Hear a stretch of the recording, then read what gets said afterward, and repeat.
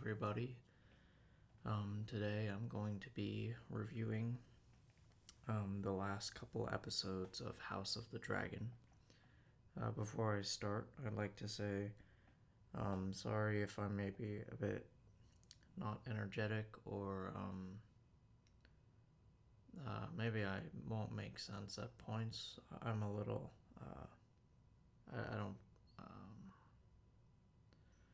I'm a bit down right now, and I have a hard time gathering my thoughts, but I wanted to make this video for a while.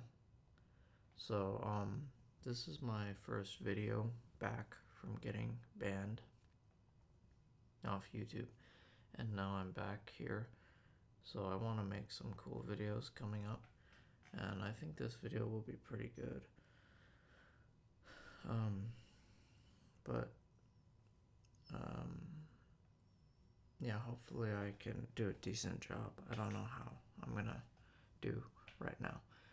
But anyway, let's get started by going to IMDb and showing you what episodes I'm going to review. Alright, but before I do that, I just want to say I just finished the season finale. And my overall review of the show, I would consider it great, but flawed. In other words, I don't consider this like a perfect thing. Like Game of Thrones, I would consider a masterpiece, like essentially perfect, as in the first 4 seasons, which was the peak of the show and represented the book adaptation. Well, past that, it was sort of a different vision, which I still considered good. Very good. Like there were great parts, definitely, but like the masterpiece, the perfect part of Game of Thrones were the first 4 seasons. So I consider this great, but quite flawed, this first season. And I'm gonna go into it for you here on the Sussy Boy channel. So I did a review to this, which was the Heirs to the of the Dragon, and I had some complaints starting out. I can't remember exactly what they were, but to sort of go from the best of my memory, I would say that it was mostly from direction. I thought it was too digital, and I didn't feel like there was like the love that went into Game of Thrones going into it. And watching the whole thing, I agree with this throughout. The problem with House of the Dragon, there's a few problems with it, but one of the big problems is the direction. Now, the direction is not bad by any means. It's competently shot and directed, and some scenes look great, but many things, especially in comparison to Game of Thrones, are they're like far less inspired. Like there's a lot of use of like slow-mos and sort of digital lighting effects to make like characters look really cool, when like that's not really needed. Game of Thrones is supposed to be sort of like gritty and real. It's not supposed to be like this. It's not an anime, So that was kind of annoying. Another thing I didn't like is they turned King's Landing, is probably out of necessity because all the things they had to make digitally to fit the time period. But I liked in Game of Thrones all the cities were like real, built up with digital work in the background, but a city like King's Landing is almost entirely digital now, except for like close shots in the alleys. When back in the day, it was like so much more tastefully done. The alleys felt alive. There was like nice close shots on beggars going through the streets. Now it's kind of all like jumbled. So that was a big problem I had with the thing, the show. Next thing I didn't like about the show, there was definitely pacing problems. However, I would say by this episode, Lord of the Tides, which is the only episode I would consider a masterpiece, like perfect, which I'll get into because this video is going to be the last 3 episodes reviewed. And I'll talk about the other ones, but in generally, but not so much. Yeah, the pacing problem, there was definitely an issue where things were not getting well built up. And I'm not sure if this is because they wanted to like condense the intro of all these characters to the first season so they could go like more slow with the other 3 seasons. And if this is the case, I suppose I would find it fine, because to give them credit, they did characterize pretty well. It's nothing compared to Game of Thrones, like what we got at the first season, end of the first season. I won't go into too many spoilers because I don't know who's watching this.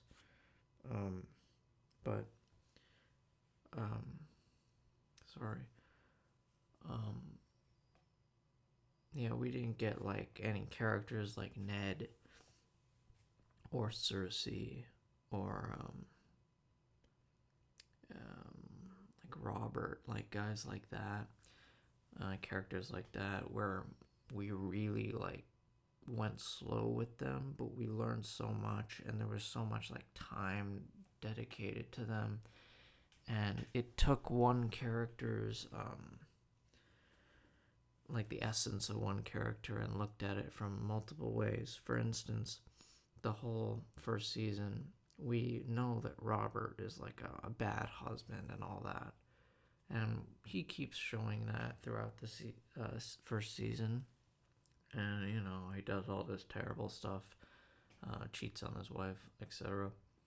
But then like all of a sudden we got that scene, like I don't know, I think it was like the 7th episode of season 1, one of my favorite moments from the show, where Robert and Cersei sit down together, and it's just perfectly written, and it's like so realistic. It's like as if you're spying on someone's marriage. Like, it's hard to differentiate a lot of like those early seasons of Game of Thrones with just pure realism, which is missing here. So that slow characterization was kind of rushed. A lot of events were rushed. But like I said, at the end, it sort of tied together, and the pace fixed at the Lord of the Tides.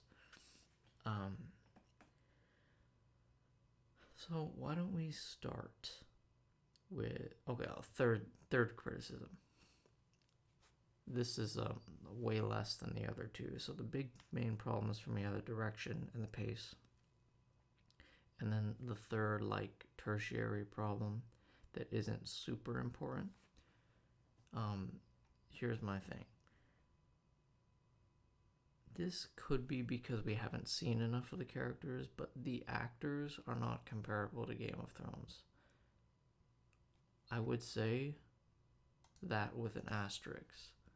I would say Viserys, played by Paddy Considine. I don't know if I'm saying that right. I'm probably an idiot. Sounds stupid. He was great. He was a legend. I mean, this guy, he put his heart into that role. By the way, before I start reviewing the episodes, there will be spoilers for House of the Dragon. I just won't talk about Game of Thrones, in case you haven't seen it. Not that anyone's watching, really. But I'll talk about House of the Dragon. So, let's start out, speaking of Paddy, which I'll call him, let's go to Lord of the Tides. So this episode, this was the part that was really well paced of this show. The death of King Viserys was like really, really done slowly. We really got to learn a lot about him as a character, and he was always the moral center of the story. He was the best character in terms of moral, and he was my favorite. I really like him. I really felt sad for him. So in this episode, which I consider a masterpiece. I loved it. Everything from the sound design to how it's shot, minus a few things. The acting, fantastic, and the story was great. So, let's read the plot summary and I'll go through it. Okay, where are you here? I don't even know where the plot summary is. Oh, there you are. Okay. Not much of a... Alright, I'll just do it from memory. So, this episode, it focuses on the fact that, I don't remember his name, but it's the brother of Corlys Velaryon. Corlys Velaryon is out, he's on an adventure, and they're worried he's dead. So, the brother calls a succession meeting, and the Hightowers seize on this opportunity to weaken Rhaenyra's claim by sort of getting her children, they are bastards, widely suspected to be, out of the succession. So they all convene at the Red Keep, and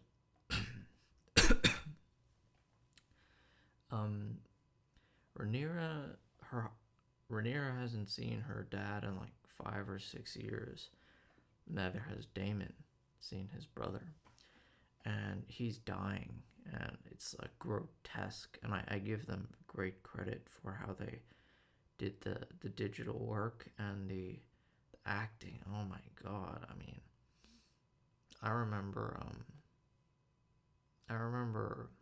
my grandfather being bedridden, and he had what you call it? Well, he had a stroke, obviously, but he was basically immobile, incapacitated, and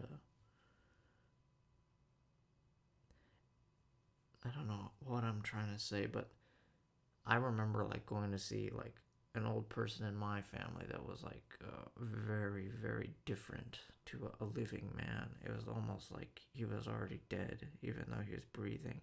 And it's a very strange thing to see. You don't know what to quite think. So she goes sees her dad with her new husband, Daemon. Which, by the way, I know incest is wrong and everything, but I've been rooting for them the whole time to get together. Okay, enough of that.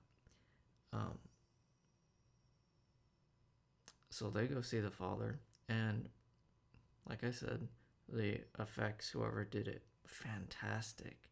I mean, the guy is bandaged up. He's his mouth is rotten, and he's drugged, and he's all weak. And then I love this part. Rhaenyra shows Viserys her new kid that he hasn't seen, his grandson. I get sort of it made me emotional when I saw it, but I think of it now and it's still sad. And she named him Viserys, and I thought that was sort of Rhaenyra's way of showing appreciation for her father, when a lot of times she didn't throughout the series. And I thought that it was a beautiful scene. Okay, so the Rhaenyra clandestinely, secretly asks her father to support her son's claim. But the dad is kind of out of commission. Essentially there's a regency, and the regent is basically the queen. The queen is essentially running the country with the hand, the prime minister, because the king is incapacitated. So he says okay, no, they'll handle it. The hand and the queen will handle it. And that's where that ends. So they go in the throne room, And Otto Hightower, the hand of the king, is sitting on the throne because he's acting in place of the king. And all the requests are being heard, very tense. Then, like, all of a sudden, the king walks in, and it's a real, like, tense moment, and he limps his way, and it's a very difficult scene to watch because he's clearly had, like, I don't know if he's had legs amputated, like one leg partially amputated, and his body is so frail and stuff. Great acting once again from Patty. He climbs the steps to the throne and his crown falls off. It's a very beautiful and emotional scene. Maybe my favorite from second favorite. The next is coming in this episode. Then Damon picks up the crown and gives it to his brother, which is a beautiful ending to their relationship arc. The whole time Damon was undermining his brother, but in his brother's last moments, he helps him be king instead of wanting to undermine him, take it away from him, whatever. Speaking of which, I should say Matt Smith, I owe apology to, because I didn't really like him at the beginning. I think I'm maybe just prejudiced against people with like no eyebrows. But no, he did a great job. I really loved his character and his performance. Probably my second favorite actor from the show. Where was I? Okay. He gets up to the throne. Damon helps him, holds him, puts him on the throne. And Viserys is like, what's going on? This is settled succession. You can't question the legitimacy of the heir's children. That's treason. You can't do it. And then Corlys Velaryon's brother sort of loses his cool when the king... By the way, Princess Rhaenys, like, affirms her support for Rhaenyra's children. And Corlys's brother loses his shit. Like, he starts screaming at the king, and he almost calls Rhaenyra's children bastards. And then everyone's kind of tense, like, they're like, ooh, what's gonna happen? But then Daemon says, like, say it. Say they're bastards. Say it, say it, say it. And then he screams they're bastards, and he basically gets decapitated by Daemon. So that's the end of him. But the succession is affirmed. So the next scene, which is my favorite from the entire series, I should here.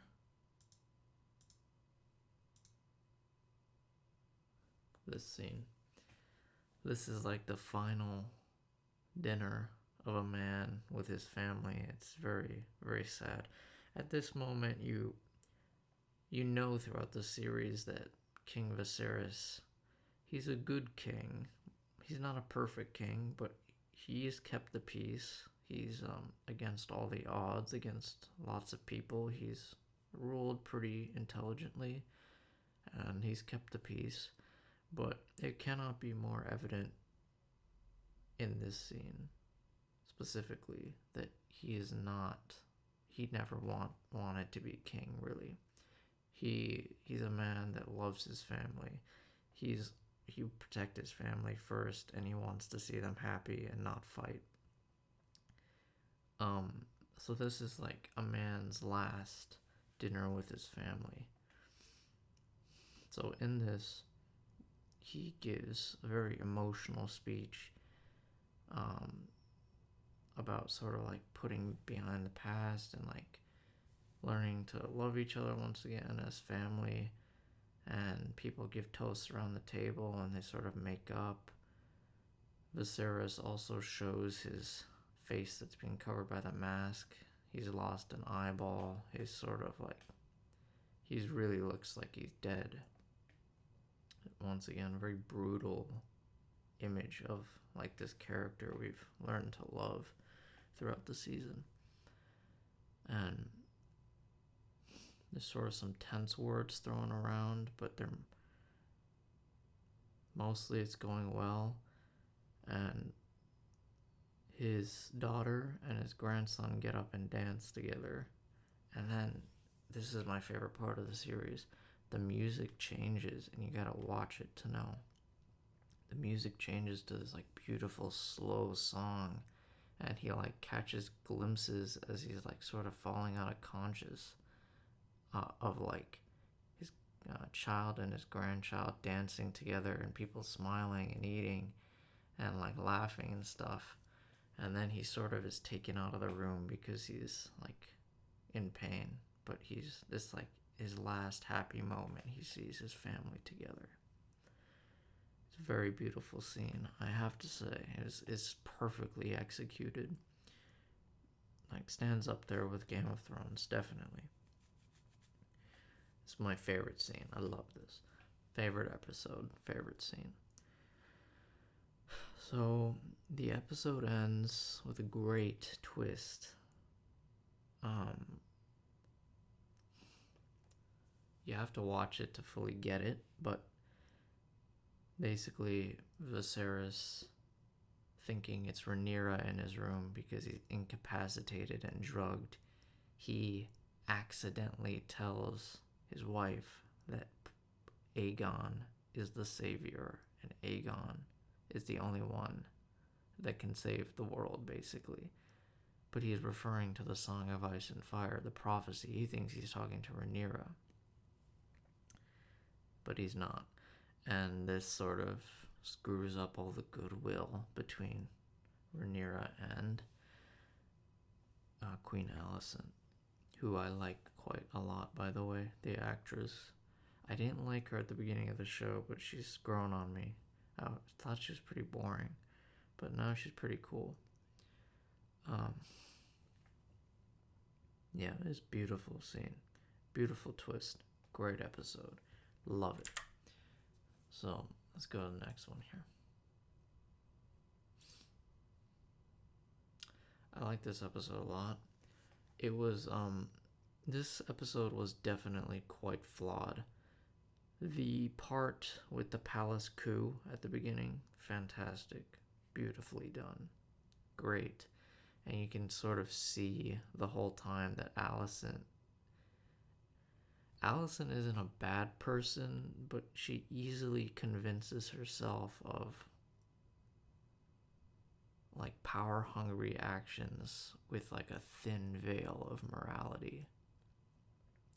Like, for instance, she uses a lot of like religious imagery and religious diction and stuff, but it's pretty clear she isn't religious, but she sort of uses it as a crutch. And I think it's sort of like a coping mechanism that she's in a place that she is not naturally good at, and she sort of had to learn how to do it, and this is the only way she can do it. So basically she supports Aegon's claim and initiates a coup d'etat against the government and puts her son on the throne. But the only way she can really do this is she thinks her husband's last words were that this needs to happen. Even though everyone around her knows she's lying, even though she doesn't think she isn't. I don't think she's super committed to the fact that she knows this to be the truth. I think she's going to believe it, but only because it sort of gives her the right to act for her family's interests, political interests. Because I think she knows Rhaenyra isn't going to hurt her children. I think she definitely knows that by now. So there's a lot of uneven parts that came up after this.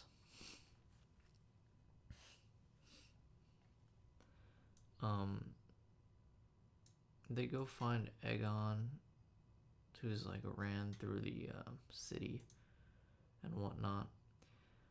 I actually love the part these two get together. This guy, by the way, he's sick. I love this guy's he just looks really cool. This guy looks a little dodgy, but this guy is so cool. Um, so yeah, I can't remember his name. I'm sorry. It's Aegon and um. Sorry, my nose is plugged. Aemond and Aegon. Look, dude, they did not do this guy a favor. They made him look like an absolute incel. I hate to use that word now. It's been like really politicized all of a sudden, but not in that way. Yeah, this guy is really cool. This dude over here. So Aemond is sort of, he's playing with the idea of murdering his brother to take the throne. But there's this really beautiful part where he goes and finds Aegon, who really doesn't want to be king. And Aegon tells his brother, he says, like, we can go on a boat and, like, go away together and, like, leave it all behind. And he's sort of touched by this, and the whole thought of killing his brother as a plot point goes away. But I think it's going to be tension, because clearly Aemond is, like, he wants to be king, and he'd probably make a good king. We don't really have evidence that he's necessarily cruel. He seems to be strong.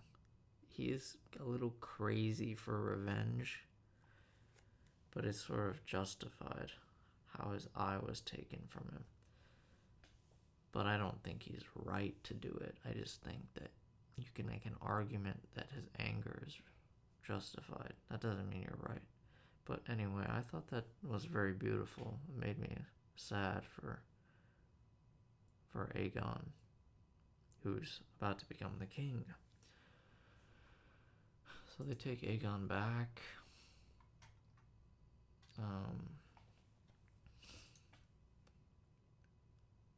And basically, Rhaenys escapes the palace under the dragon pit. This scene is really cool, really well shot and stuff. This reminds me straight out of Gladiator. Look at this.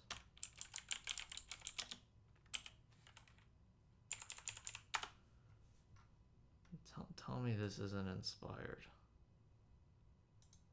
Doesn't this look sort of like similar to you? And he's sort of like, they're both pudgy.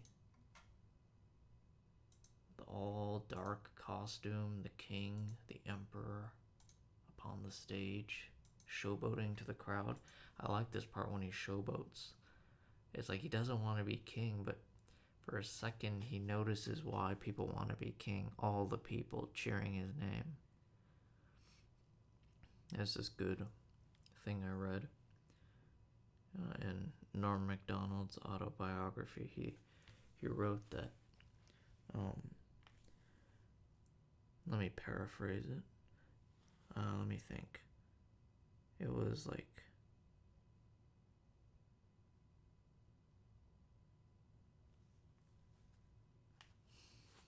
let me search it up.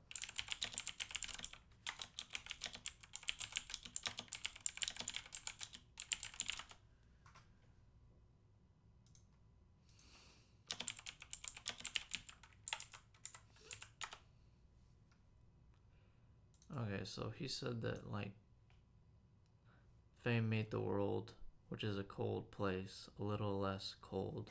So I thought that was what that was. So he's sitting on there. He's very unhappy that he's about to, like, have to take responsibilities, because he's sort of this, like, he's a very irresponsible man. He does whatever he wants, even if it's like rape. He rapes someone earlier in the season. He's sort of nonchalant about it, like it's just what he wanted to do, like he didn't care. But this is sort of like a thing. He gets on that stage and he's hating it, but then he turns around and everybody is cheering his name. I thought that was cool. And then the dragon breaks out with Rhaenys on it. This could have been executed better from a direction standpoint. And Rhaenys, which is why I love her character and the actor playing actress playing her. First of all, I really like her face. Like, her face it's got this incredible, like, pensiveness. Like a wizard or something. She's a very unique looking woman. And she's got this, like, wisdom about her. So Rhaenys has the opportunity to kill them all. Like, she's on the dragon. She roars with the dragon at them. But she doesn't burn them. So she warned them a little bit. But she didn't kill all those people. Even though it would have been politically interesting for her to do so. She could have seized the Iron Throne right there.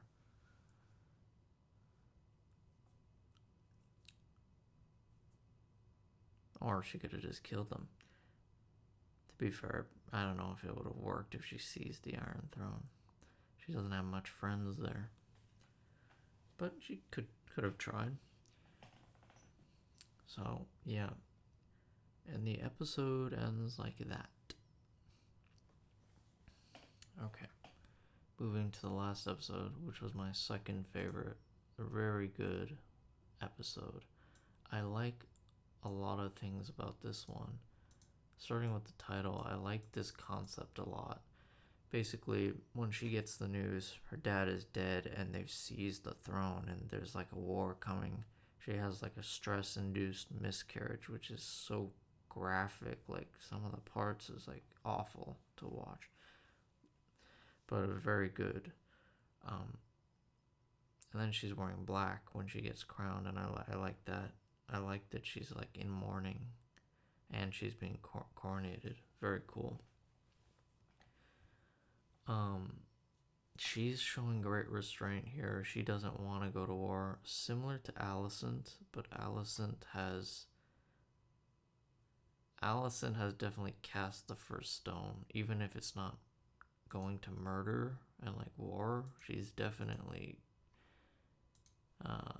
committed a grave sin. Like, she's a traitor, like, both to the realm and like she's an oath breaker, and she betrayed her friend and sister, really. Their sister. Oh no, sorry. That's her mother. Stepmother. So it's their stepdaughter. But they're like friends. There's a big betrayal there.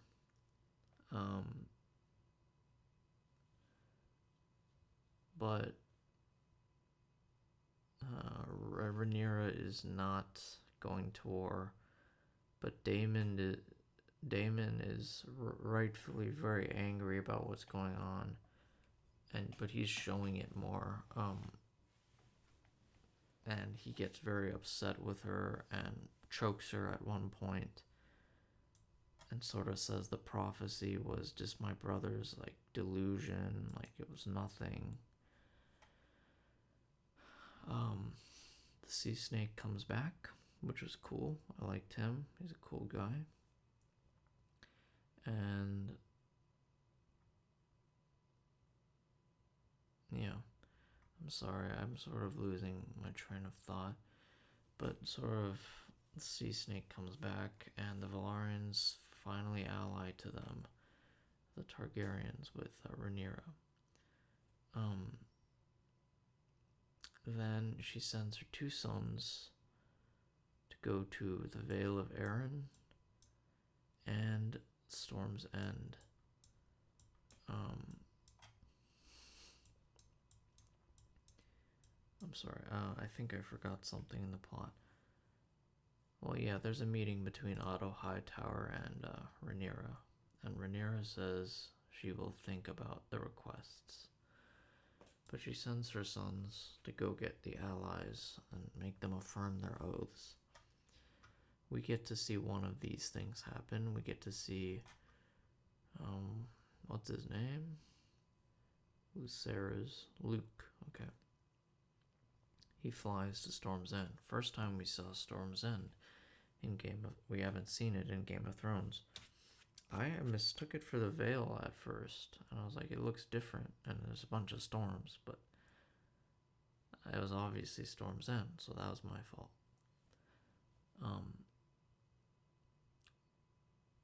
So he walks in, but Aemond is there, and he cut out Aemond's eye. So the whole negotiation breaks down. Aemon tries to cut out his eye, but Lord Baratheon says, "You won't spill blood in my hall." So Luke gets back on his dragon, flies away, but so does Aemond. Aemond is chasing Luke, and I just want to say, is it Aemond? Yeah, it's Aemond, not Aemon. So Aemond is chasing him, and they're in like a dogfight in the skies with dragons. And sort of, Aemon doesn't want to kill him because he knows it's gonna start a war. But he just wants his eye. Like, that's justice. That's why I don't think he's necessarily cruel per se. I still think it's cruel to it's not, it still is very cruel, but it's certainly not, it's not very moral. I don't think it's sort of like crude justice if you look at what happened when they fought. But it goes wrong, and the dragons they can't control, and Luke's dragon goes to like do flames on the much bigger dragon of Prince Aemond, when Aemond's dragon out of nowhere eats Luke's dragon, killing Luke. Very sad, because I liked Luke a lot, because he was like sort of an honest boy, and I liked that he stood true to his word in his final moments, swore to not create violence to his mother, and he kept that promise.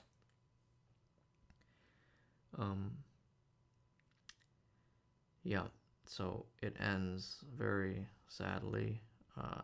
Daemon goes and tells Rhaenyra, so she's lost. She's had a miscarriage and her kid died. So the last shot we get is her with a very angry face, and you know that now she's going to kill for that, because it appears very much like the Hightowers executed him, like they meant to kill him. But even if they didn't, like, it doesn't really matter. She's angry now. So it's good, it's complex. There's lots of misunderstandings between the characters. Like, for instance, Daemon believes that the Hightowers had the king killed. That's not true. Alicent believes that Aegon is the savior, but that's not true. Rhaenyra was told that she would be the savior, or she has the duty to keep the realm together against the doom from the north. So lots of conflicting things going on, lots of misunderstandings, and I have to say, I was like, I'm really, really wanting to see the second season now. So, that's a good show. If by the end, even despite its flaws, it pulls out some great overall story and some fantastic episodes, despite having some flaws with direction and pacing. I would say it's great, but flawed. It's not as good as Game of Thrones, definitely, but it is a very good prequel and a very good addition to George R.R. Martin's legacy. It's not a woke show. It doesn't have a political message. It allows you to make up your own mind. It's not pushing anything. Um, it's not a fan service. It's just telling a news story. Um, it doesn't fall prey to any of these terrible things we've seen in like Star Wars or the MCU, or that you're now seeing with Rings of Power, which I'm not gonna watch, but I've read about it, and it clearly is it's an archetypal new media cash grab and disrespectful expanded universe content, or whatever you want to call it. But this is great, and it's blown Rings of Power out of the water in terms of audience reception by far. Sure, the critics will say Rings of Power is good, but they'll say that to anything with Amazon, or anything that's like reflects the times we live in today, as Critical Drinker would say.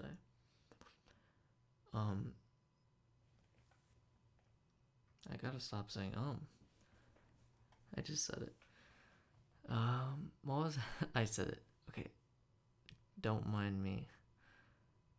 I don't even know what I was saying. I was saying something about Lord of the Rings. Yeah. So hats off to the creators of the show. Hats off to George R.R. Martin for doing such a good job writing a story. Yeah, I have to give them credit, because I had a good feeling this was not gonna be good.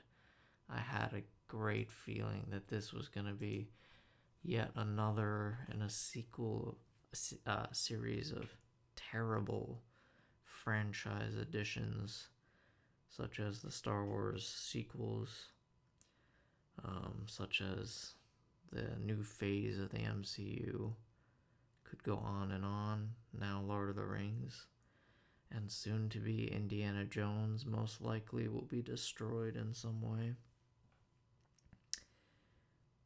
No, this surprised me, and I have no problem being surprised. I really enjoyed it, and I'm really wanting to see what they do in the next season, which I think is going to be even better, because now they can slow down, tell their story, tell it good. I hope they do a little less digital filmmaking, make it more gritty and realistic. But yeah, I think that may be everything that I wanted to say today. And if I think of anything, I'll put it down in the comments.